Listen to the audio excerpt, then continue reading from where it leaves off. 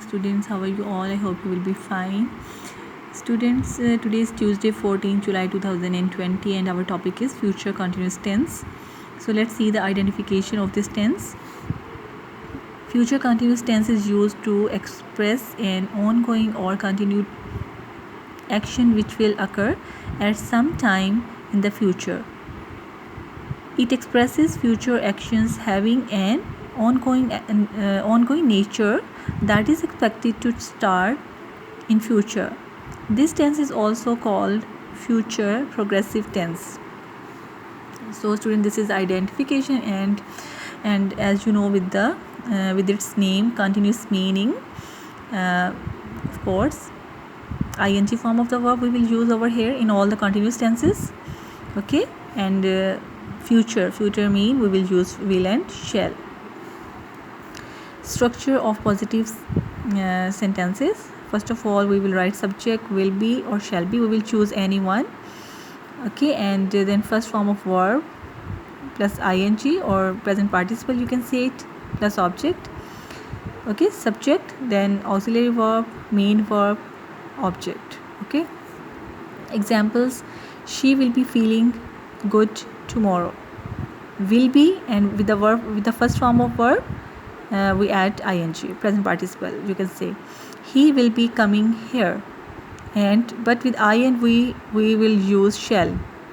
Only with I and we write shall, and I shall be writing a report. Okay students, now let's see the structure of negative sentence. First of all, we will write the subject, then auxiliary verb, then main verb, then object. Okay students, then subject plus auxiliary verb mean will not be or shall not be. Okay, then with the first form of verb we will add ing, or you can say it present participle plus object. Okay, so let's see the example. Number 1, they will not be walking here. Okay, just see the above structure of it. First of all, we write subject, then auxiliary verb will not be, then main verb working, and object there. He will not be listening to the music. And number 3 is she will not be reading a book. And then see the structure of interrogative sentences.